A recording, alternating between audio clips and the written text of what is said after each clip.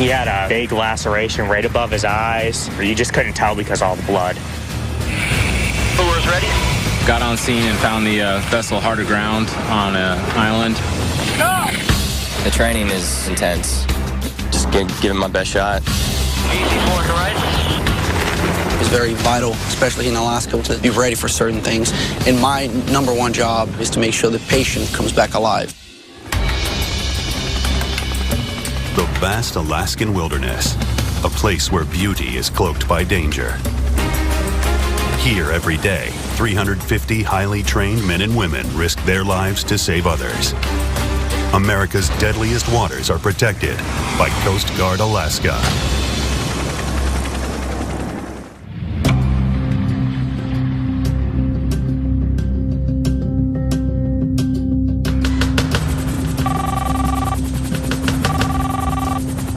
Jim, it's done. Okay. Shows the vessel in risk of going down. All right. Any injuries? We woke up at 3:30 this morning to the SAR alarm for a vessel with a 406 EPIRB going off. So we knew we had some people who were in distress. An EPIRB is a radio beacon that it gives us a starting point to just plug into our flight computer and beeline right to rescue people in need. Seas are calm, fog, 15 knots of winds. They're in their 6-man survival raft with their survival suits on. It's tied to the vessel currently. They said they can't tell that there's been a breach of the hold. Meet you out there. I wasn't even expecting it to still be dark. Yeah, it won't be dark for long. Alaska is a very extreme environment, and we try and instill that upon all of our personnel. When you talk about the survivability rates and 2 to 5 minutes to live when folks go in the water, it's critical for us to be able to respond. It's also critical for us to be able to make sure that our aircraft are equipped and responding with the most highly trained personnel and with the best prepared equipment that they can, so that we ourselves do not become a search and rescue case.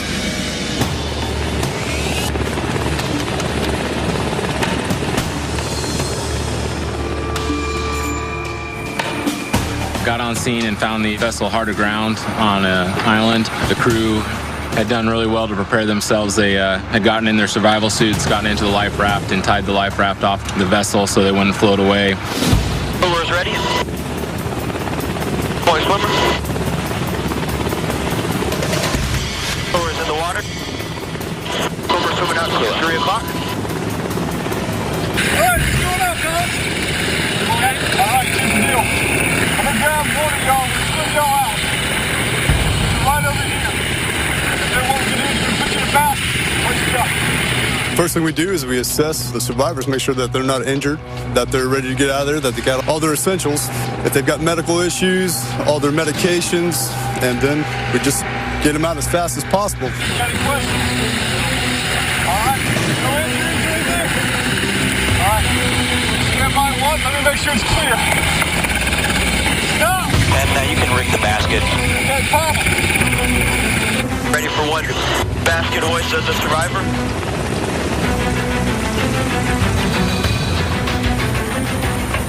Hoist complete. Roger, get the survivor out of the basket. When I get the survivors back onto the helo, try to show them that I'm calm so that they know this is normal everyday business for the Coast Guard. And then I knew I still had 2 guys in danger that were still over in the raft, so of course it's not over till it's over. And scorer is at the hook. Good position, scorer is hooking up to the hoist hook. Roger. And hold, he's directly below us.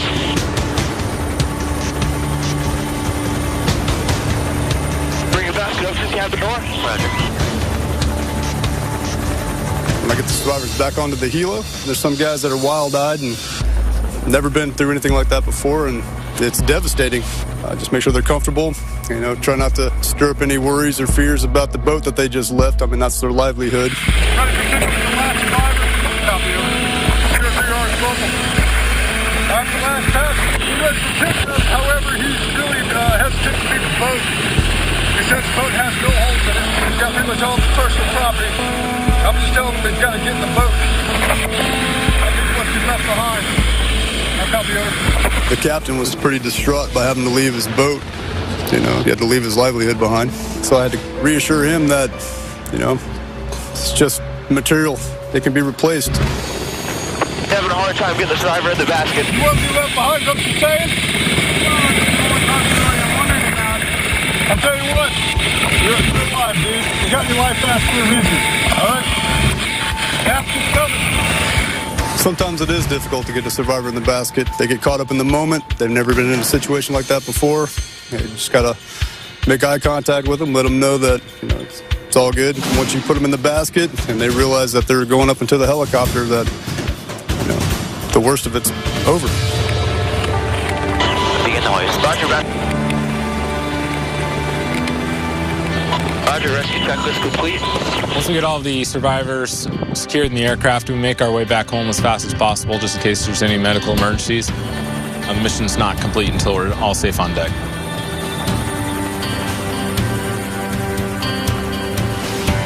We were in a tight spot, and they showed up, and we're heroes. They did everything perfectly. Calmed us down, they assessed the situation, they went through the right motions. Everybody doing good back there? They are. They're all in good shape. Thank God for them. God bless them.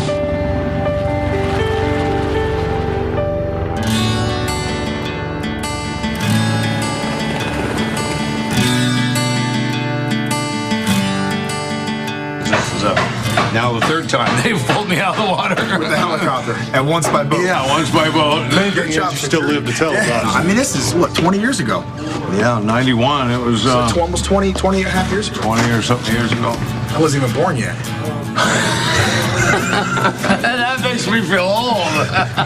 This rescue is very remarkable in many ways. You know, this is this guy's third time getting picked up out of the ocean.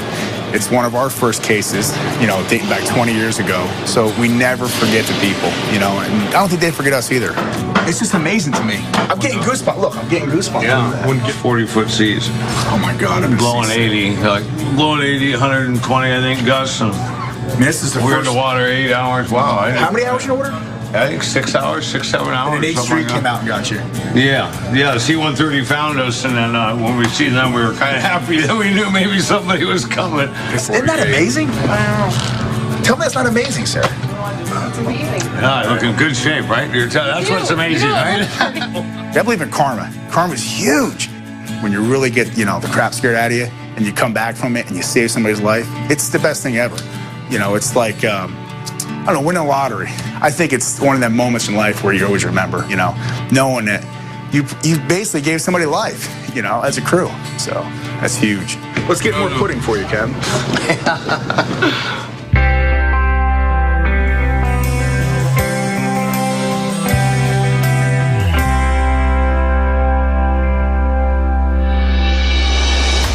We did get a new airman to Air Station Kodiak.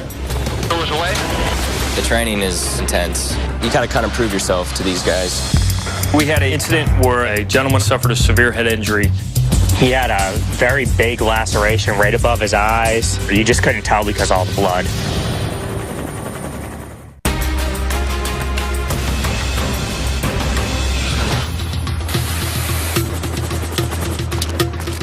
Good morning, Captain, Ops, CO. So right now, these guys are returning from a SAR case. This was fishing vessel set off their EPIRB.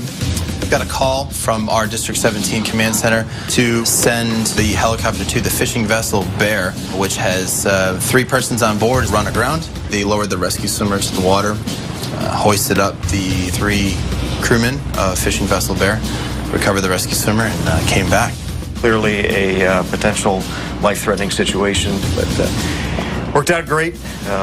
Not every medevac is going to work out quite that well, but worked out great this time. 3 lives saved, yes, sir.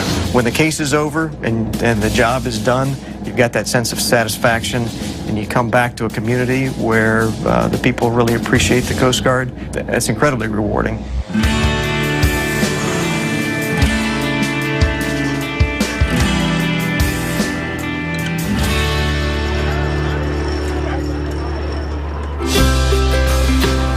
Coast Guard, we all move during the summer months. That's our transfer season. New personnel coming in, old personnel leaving. We did get a new airman to Air Station Kodiak. He's a little bit different in our typical airman. Mike Hernan is actually a petty officer. He's an MK3. So he's already a rated personnel. So he's decided now he wants to become an AST rescue swimmer. My name is Michael Hernan. I'm a machinery technician, 3rd class, petty officer in the airman program, switching rates. So here I am. I heard the program's really intense, really demanding, but I'm ready. I've been training hard, just giving my best shot. Welcome to Kodiak. It's been a busy first day, but this is par for the course. This program is going to take a toll on you over the next few months. You have to be willing to sacrifice that. Over the next 4 months, you are going to be enduring some of the most physically challenging environments that you have ever been in. I cannot impress enough on you as how important it is to focus on what's at hand here. We cannot afford to make mistakes, because when we make mistakes, people lose their life. But you got to put your heart and your soul into it to be successful at this. You're going to be in some instances and environments that you are not going to feel comfortable in. You must tough through it. Good? Good, Chief. Hey, welcome aboard. Thanks, Chief. We wish you the best, and remember, this is a short 4-month period for the goal of a lifetime. As long as you keep that in the back of your mind, you'll do well. I came in here not really knowing what the expectations were going to be, but I knew they were going to be demanding, for sure. He said it was tough, but just push through it, don't give up.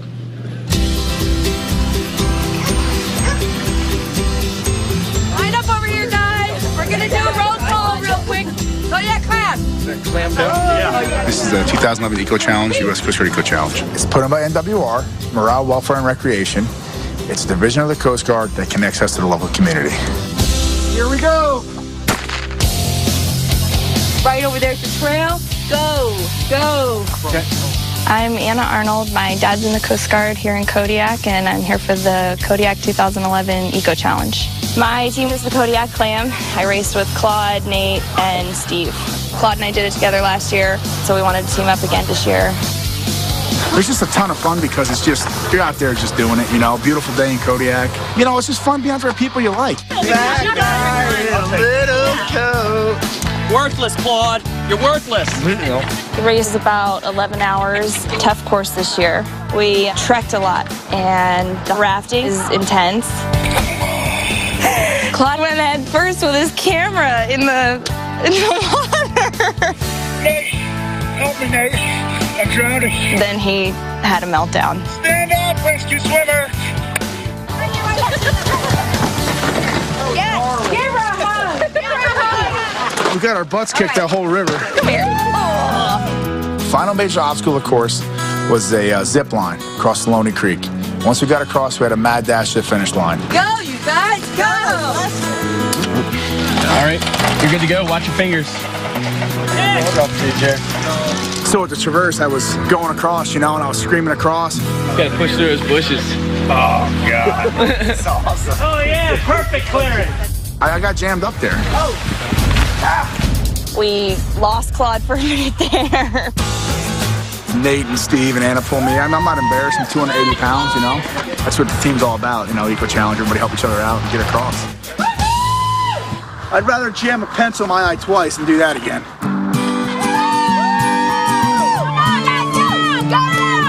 Our families are here at the finish line. We came in fourth, but it's not about winning. It's about bringing everybody together, community and Coast Guard. It's a good time. It's challenging, and you feel very accomplished when you're done. The Coast Guard is totally about teamwork. The Coast Guard is all about making families happy, you know, taking care of the people. It's the best job in town. He had severe trauma. He was combative. Pretty substantial head injury, open wounds, he was bleeding everywhere. I tried to get some vitals, but for the most part, I was trying to hold him down. They're fighting you because they don't know what's going on.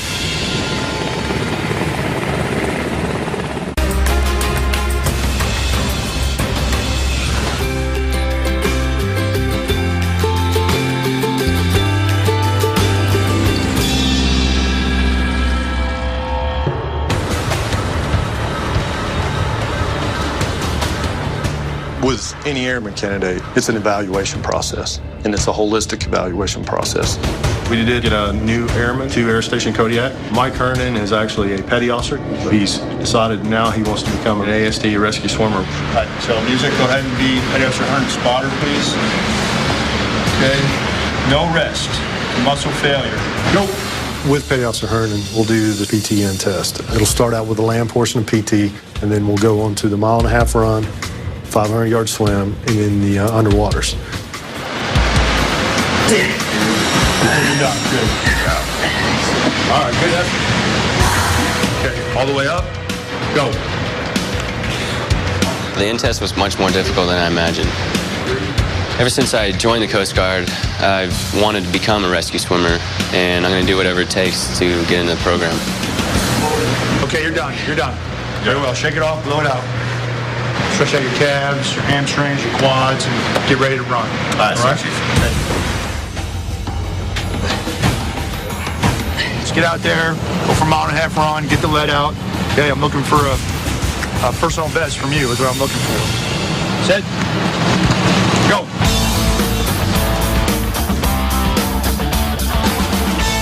I joined the Coast Guard back in 2007. Been in for a little over 4 years now. I was a machinery technician, and I'm switching rates over, just doing what I want to do now. I got a decent time on my run. I kept pace with airman music, and now we're getting ready to go into the pool portion of the in-test. Growing up in California, I was close to the beach, so I have a lot of experience, swimming around, being comfortable in the water. Underwater, I guess I'll just wait and see. All right, we're going to do 4 underwaters. You're going to swim the full length of the pool underwater. Do you have any questions? No, Senior Chief. Set. Go.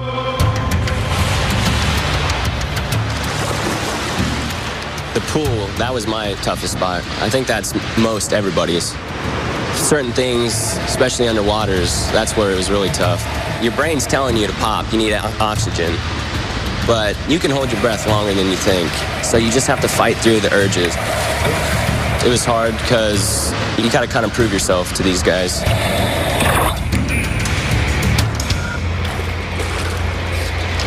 Okay, Officer Hernan, that is the completion of the Airman PTN test, and you've successfully completed it. Okay, so you are officially in the program, all right? So good job this morning, good numbers. Go ahead in the locker room and get changed out then. All right, he did well. So yeah, he's a good candidate for our program.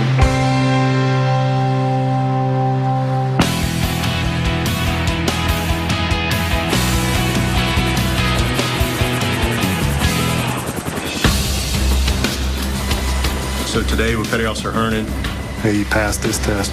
And we moved to another situation, which is more real life. I'm just looking for his comfort in water. See how he reacts to the rotor wash of the helicopter. See how he reacts to some of the other conditions. Anytime that I take an airman out on a flight, they serve in a position as a survivor, typically called a duck. Duck flights.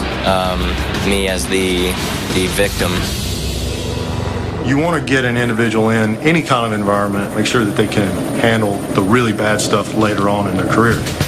Because today is a training environment. He's got someone with him. Once he gets out in the search and rescue case and he's in some dark and stormy weather, he's on his own. Because if the individual is possibly panicked or stricken a little bit now, we need to educate them and train them as to how to deal with those types of situations.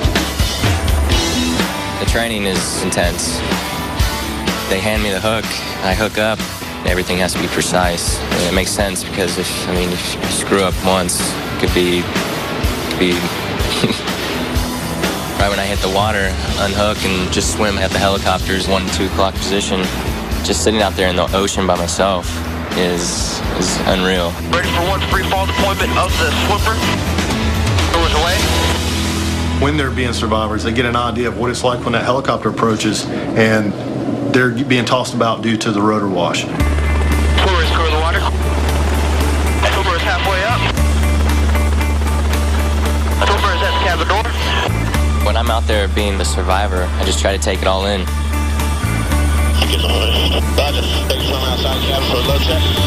Because hopefully I'll be in their position one day.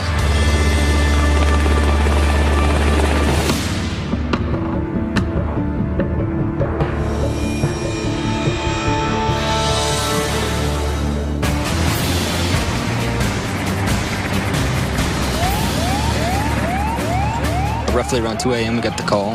It was reports of a 22-year-old male, vomiting blood, appendicitis. Just have to go get our stuff ready and we have to load up the plane. Get ready to go. My name is AST3 Rafael Aguero, and I am a rescue swimmer here at Air Station Kodiak. Call came in, a medevac, 200 miles southwest of Kodiak, a possible guy with appendicitis. Every mission that we do out here is time critical.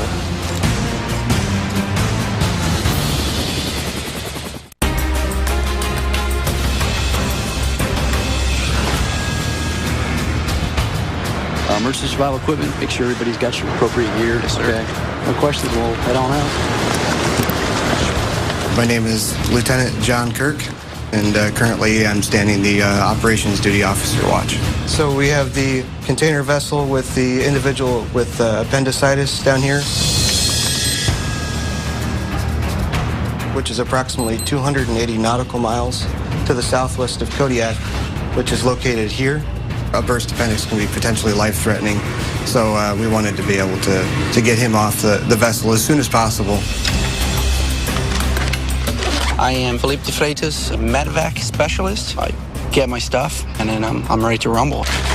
And this patient was actually appendicitis, so I had to get all the, medication, narcotics, that kind of stuff. I mean, we carry about 200-some pounds worth of gear. It's a medevac of a 22-year-old male who's vomiting up blood. We're calling like a half-mile viz with fog. Hopefully that'll clear out by the time we get there, and we're going to have a C-130 flying out there with us to give us an update on the weather and the information. So if all goes well, hopefully we'll get out there as the sun's coming up and get him off and get him back here. Project Rescue 1709 is cleared. Rescue 1709, are we correct? My name is Brad Steinbach, Petty Officer 2nd Class and Aviation Maintenance Technician. My job involves hoisting the basket and to the deck and loading up the survivor and bringing him back into the cabin. You don't really know what's going to happen when you get there, so you just kind of plan for what you can. There they are. Yeah, below us. We can downscale a little bit there. When we got on scene, it was still pretty dark out. We decided to lower the basket to the deck. Yeah, Buttermilk Star Grid, you can have the patient move just outside the helo pad. We'll move in for the hoist. Don't let anybody touch the basket till it's touched the deck and discharge the static electricity. Okay, ready up. Easy forward to right. The deck was pretty wet, so when I had the basket on deck, it decided to slide around a little bit. Looks good. Can you come easy faster? Slid right on in, over the boat, picked him up. Basket halfway up. Bring your basket up to the cabin door. Roger. I get him in the cabin, and then I start assessing the things I may need to do for him. Vital signs, IV, a very important thing to start right off the bat. And then I also check his blood glucose. And from then on, is just monitoring, make sure that he's doing well, all his vital signs are stable. And my number one job as the medical person on board is to make sure the patient comes back alive.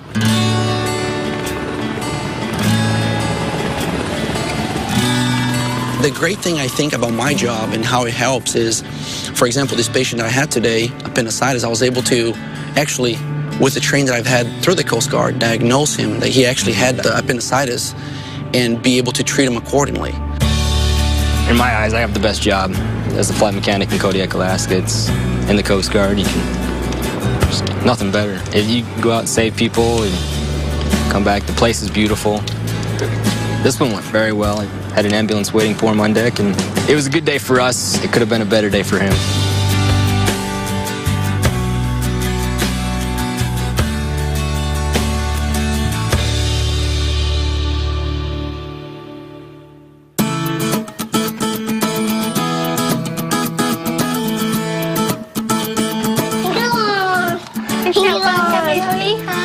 I am HS2, Felipe de Freitas. I work as an aviation mission specialist. We fly medevacs. When I'm not at work, I am a blasted man, married to a beautiful wife, and have 2 little girls. I have a 3-year-old and a 10-month-old. Here we go. I have a very, very, very supportive wife. All right. Good job, big girl. I'm what I am because of her, and I have no doubt about that. I'm very proud of him. I couldn't be happier with the choices that he's made and how that reflects on us as a family. I was born and raised in Brazil, moved up here to America, and always want to serve the military here. So I stopped for a sec, and I was like, you know, I can't really be jumping off helicopters shooting at people, but I can save lives. And so I did. You know, she's crawling. Awesome. The 10-month-old just start crawling right now, so I make sure to be part of that as much as I can. Look at the ball. Look at the ball. And the 3-year-old, I mean, she's all about playing sports. It gets hard sometimes because he's the one that everybody can go to get stuff done. When you're doing this profession and you have to be as away from the family as sometimes you must be, it's very difficult. So sometimes he stays longer at work because of that. Well, definitely this is the moment to work for. Come home and have a healthy family, healthy home. You know, if it's my calling in life to take care of our family while he's away saving other people, it's worth it.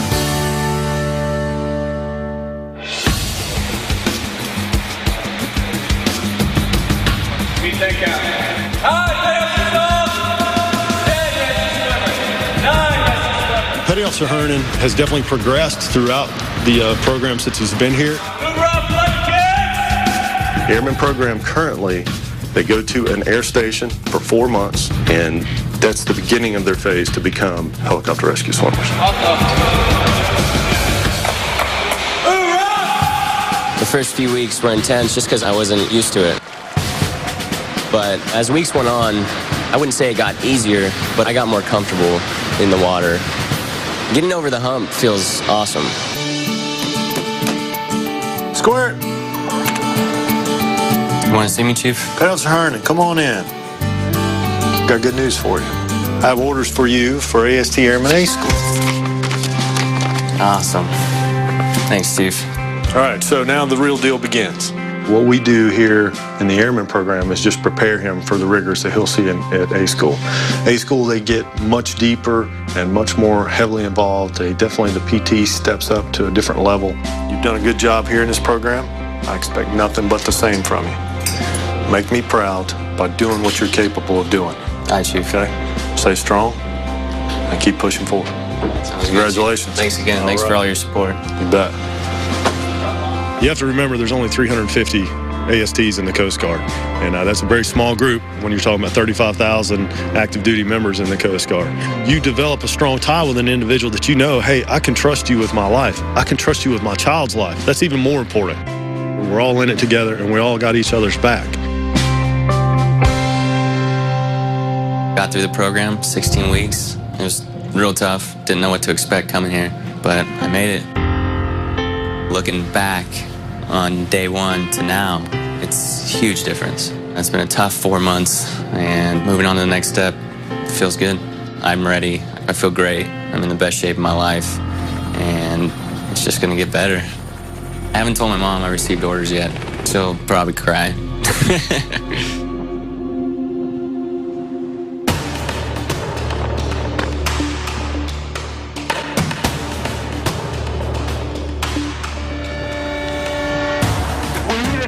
We got a guy hurt really badly. Details about it, over. Yeah, we had a ring bar slipped out and hit a guy in the head. We had an incident where a gentleman on a purse seiner suffered a severe head injury. A block and tackle came back, struck him in the face. We got that call at about 9, 10 o'clock. So they're working towards Uzinki Island, if you could see it here. Not too far away from us, almost in our backyard.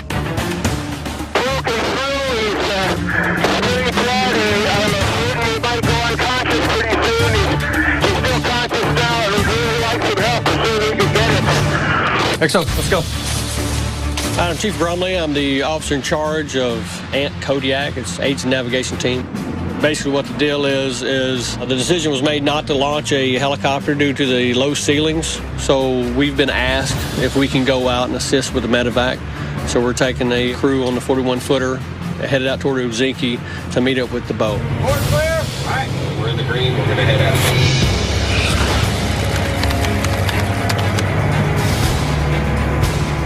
My name is MK3 Richard. I'm the engineer on the small boat. So we got underway.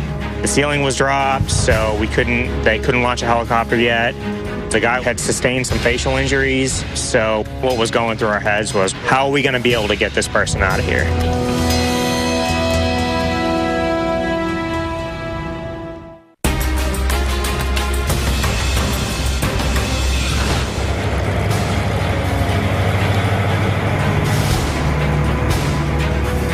We got a call from Sector Anchorage reporting that a member of a fishing vessel had gotten struck in the face with a deck fitting, messed his face up pretty good. They want to medevac him from the fishing boat back to Kodiak.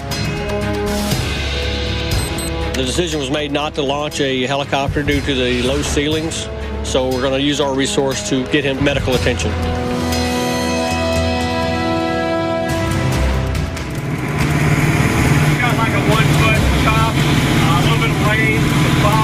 Visibility out to about 1.5 miles. The weather is basically grounded the air station for responding to the cases they normally would. Small boat has a little more visibility closer to the water. We're a little slower getting there, but I think it's a good, reliable way to get this guy back and get the proper medical treatment that he needs. 405, Sector Anchorage, you went over.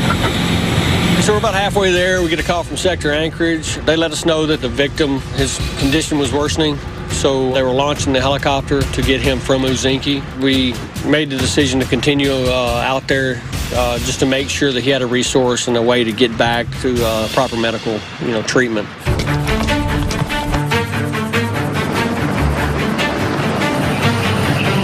My name is Scott Gordon. I'm a AST-1 rescue swimmer here in Kodiak, Alaska. We got a call for a case over in Uzinki for somebody that has a head injury. The weather's cleared up a little bit. We're going to be able to make our way over there. Not real sure what we're going to get into. Get the sense that we need to maybe hurry a little bit, still being safe, but at the same time, we need to get over there because we do have somebody with a head injury. We need to bring him back here to Kodiak so he can get some proper medical care. So the boat crew will meet the patient in Uzinki, and they're going to transport him to the landing strip, and we're going to go ahead and meet him there and pick him up and bring him back to Kodiak.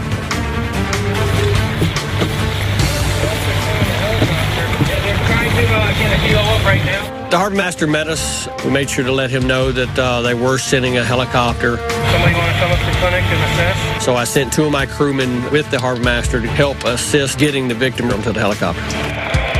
I'm Dan Clary, and I'm the mayor of the city of Uzinki and also the acting harbor master and fire chief. We've got a fisherman that was apparently his ring bar snapped when they're pulling up the weight, and the bar hit him in his face, and it looks like probably most of his facial bones are probably broken. Right now they're treating him at the clinic. He stopped breathing a couple times and he's lost quite a bit of blood. They're going to be meeting us here in about 15 minutes from now at the S01E03 airport.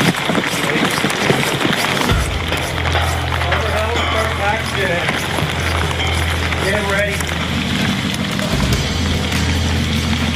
He's steady. He's going between 40 and 60 on his pulse. I do have 4 milligrams of lorazepam on board because he has been seizing. He's also been vomiting blood, and he is comative. Okay, I've got 176/82 at 10:38. The medical facilities in Uzinki were actually outstanding. The people that were working there were doing a really good job. They had him in a gurney. He had a very big laceration right above his eyes, his nose, and some of his teeth were either missing or you just couldn't tell because of all the blood. Is the ambulance ready? They're ready. We're ready. Let's do it. Go, Daniel. We're going to move you, buddy. Daniel, this is Irene. I'm helping you breathe. 1, 2, 3. Here. Nice and easy. Okay, Daniel. You're doing good. Head or feet first. Head first, please. Head first, please. Got you. We're moving you, Daniel. You look good. 100%. As soon as we could get him stable enough in the gurney, then we could start thinking about transporting him. He was vomiting So we needed to make sure that he wasn't going to choke on his own vomit or suffocate himself. We had to make sure all that would pass before we could transport him, and we finally got him stable enough to get him into the ambulance.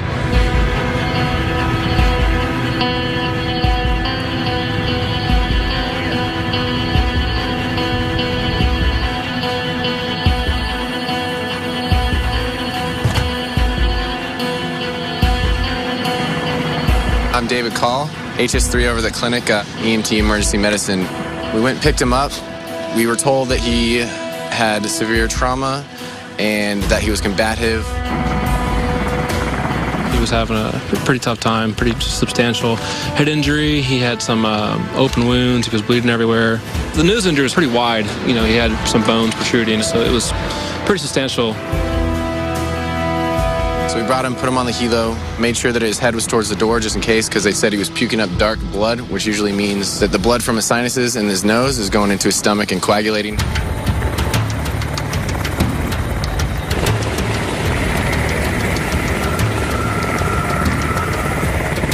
So once we got up to about 200 feet, he started getting more combative, which probably means there's intracranial pressure, swelling or blood inside his cranium. We kept bagging him. I tried to get some vitals, but for the most part, I was trying to hold him down. At one point, it took myself and the AMT both to hold him down. For the most part, he was fighting us the whole way. You know, head injury, that kind of thing will happen. They're fighting you because they don't know what's going on.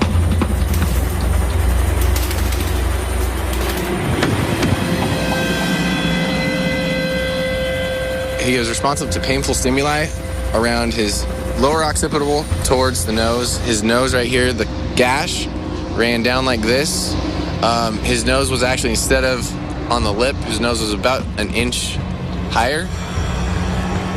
I tried to check his eyes, but his eyes were so swollen that I actually could not see his eye.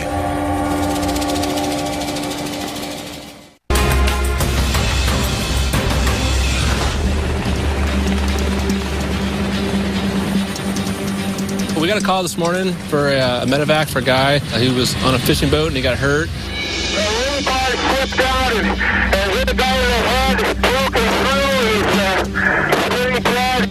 The weather that day wasn't good. We had a really low layer fog. Visibility wasn't too good, I'd say 3/4 to a mile. So we started moving in that direction via boat vessel transport.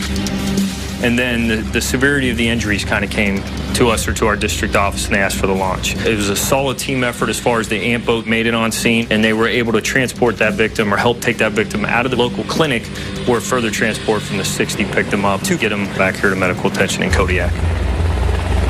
When we got on scene, they brought him right to us, a helicopter. We landed. He was pretty combative, unresponsive. He was having a pretty tough time, pretty substantial head injury. We continued to bag him the whole time. His pulse was strong but fast. It was an unusual pulse. It wasn't a steady pulse. Pretty much for the duration of the trip, I was over the top of him with my body weight on top, trying to hold him down. He was swiping at his face, trying to get the mask off. And I put a compress over his nose to try to stop the bleeding, kept it out of his eyes. I wiped as good as I could the blood away from his face to check and make sure there wasn't any more bleeding. Other than that, we did about all we could. It was a short transport time, lucky for us. We didn't have to go very far. He didn't have real stable vitals for the most part on the way back here. We just got him back as quick as we could and get him to advanced care.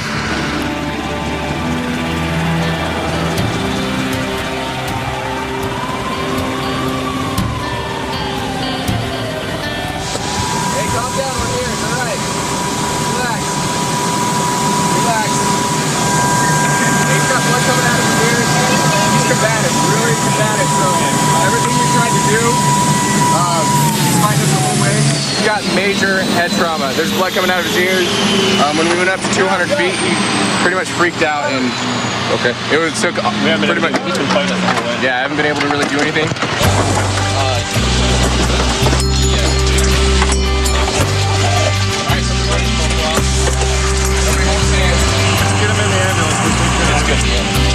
This is one one of those cases where this is somebody that needs to get to the hospital and get, definitely a higher level of advanced medical care than what we can provide for him.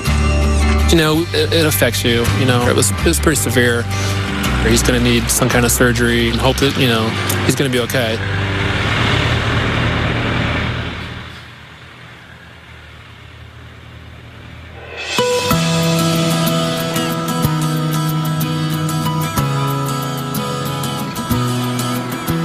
My son was in a terrible accident on a commercial fishing boat.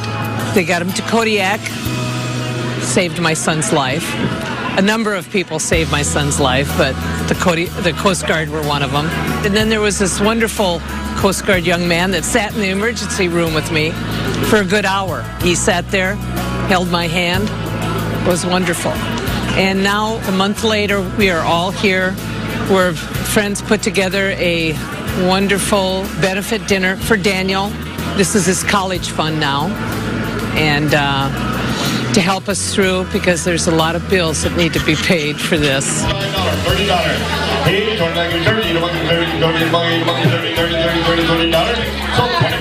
The community in Kodiak got together, and this is a fundraiser, and it's all to help with the medical bills and for college bills for Daniel. Daniel is best friends with my son Abraham. They're both young, aspiring fishermen.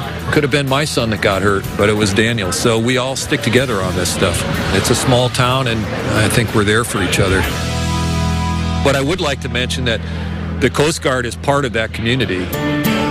People here in the Coast Guard are very much appreciated for what they do. I mean, many of my friends are alive because the Coast Guard pulled them out of the water.